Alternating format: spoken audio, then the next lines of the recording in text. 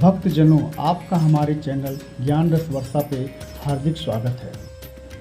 दुर्गा माँ का चौथा स्वरूप माँ कुष्मांडा। ओम देवी कुष्मांडाय नमः।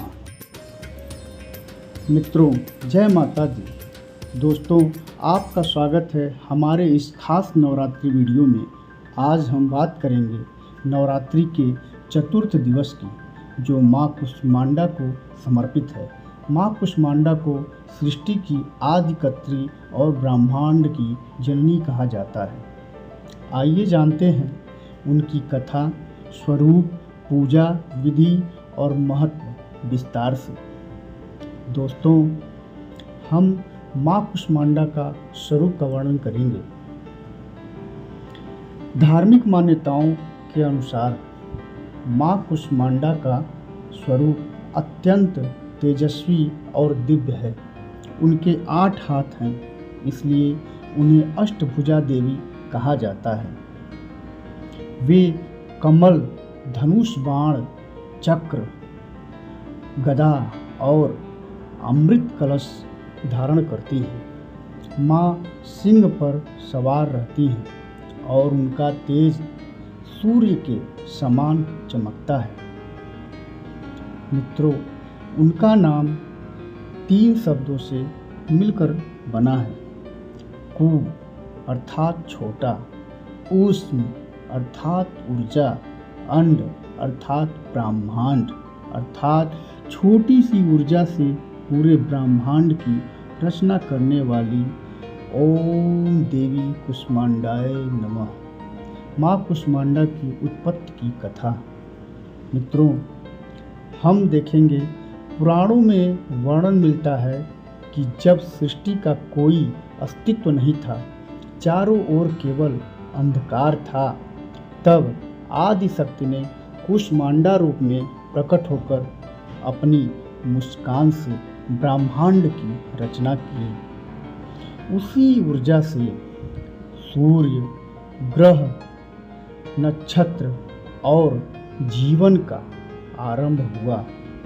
इसी कारण वे सूर्य स्वरूपिणी कहलाती हैं। मित्रों, आगे हम देखते हैं कि चतुर्थ दिन का क्या महत्व है। इस दिन अर्थात नवरात्रि का चौथा दिन साधना और तप का प्रतीक है। माँ कुष्मांडा की आराधना से रोग और शोक का नाश होता है। यश, बल और आयु की प्राप्ति होती है। आत्मविश्वास बढ़ता है और जीवन में सकारात्मक ऊर्जा आती है। ओम देवी कुष्मांडाय नमः। यदि कोई व्यक्ति कार्य क्षेत्र में कठिनाइयों का सामना कर रहा हो या मानसिक तनाव में हो, तो माँ कुष्मांडा की पूजा से सभी संकट दूर हो जाते हैं। मित्रों,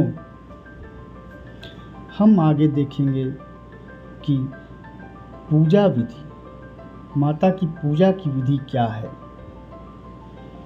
चतुर्थ दिन की पूजा विधि इस प्रकार है। प्रथम, प्रातः स्नान करके शुद्ध वस्त्र धारण करें। माँ कुष्मांडा की प्रतिमा या चित्र स्थापित करें। तत्पश्चात कलश स्थापना और दीप प्रज्वलन करें। पुनः उसके बाद माता को लाल वस्त्र, फूल और श्रृंगार सामग्री अर्पित करें।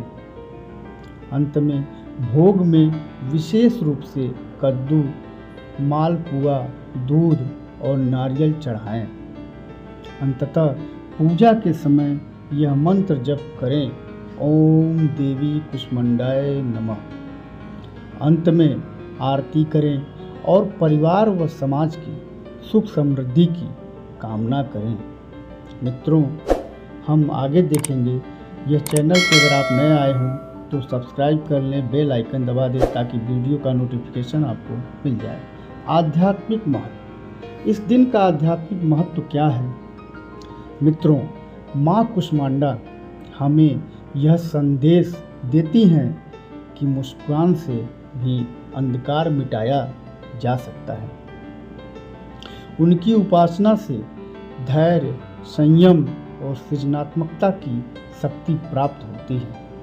वे हमें प्रेरित करती हैं कि छोटी सी ऊर्जा भी बड़े परिवर्तन ला सकती है। मित्रों, हम आगे देखेंगे कि क्षेत्रीय परंपराएं कैसी हैं। इस दिन के लिए क्षेत्रीय परंपराएं किस किस तरह की अलग अलग हैं। भारत के विभिन्न हिस्सों में माँ कुष्मांडा की पूजा अलग अलग रीति रिवाजों से होती है। उत्तर भारत में जागरण और भजन संध्या होती है। पूर्वी भारत में दुर्गा पूजा के दौरान इस स्वरूप की विशेष आराधना की जाती है। गांवों में लोग घर घर जाकर देवी के भजन गाते और प्रसाद बांटते हैं। मित्रों, ओम देवी कुष्मांडाय नमः। मित्रों, जीवन सार। हम ये देखेंगे कि इस दिन का हमारे जीवन में क्या स्थान है। मित्रों, नवरात्रि का चतुर्थ दिवस हमें यह सिखाता है कि जीवन में चाहे कितना भी अंधकार हो, अगर हम मुस्कुराना सीख लें और सकारात्मक सोच अपनाएं तो नया सृजन संभव है। माँ कुष्मांडा की कृपा से भक्त के जीवन में सुख, समृद्धि, स्वास्थ्य और आत्मबल की वृद्धि होती है। आइए हम सब मिलकर माँ कुष्मांडा से यही प्रार्थना करें कि हमारे जीवन से हर अंधकार मिटे और प्रकाश का मार्ग प्रशस्त हो। मित्रों, जय माँ कुष्मांडा। जय देवी कुष्मांडाय नमः। इति शुभम। धन्यवाद मित्रों।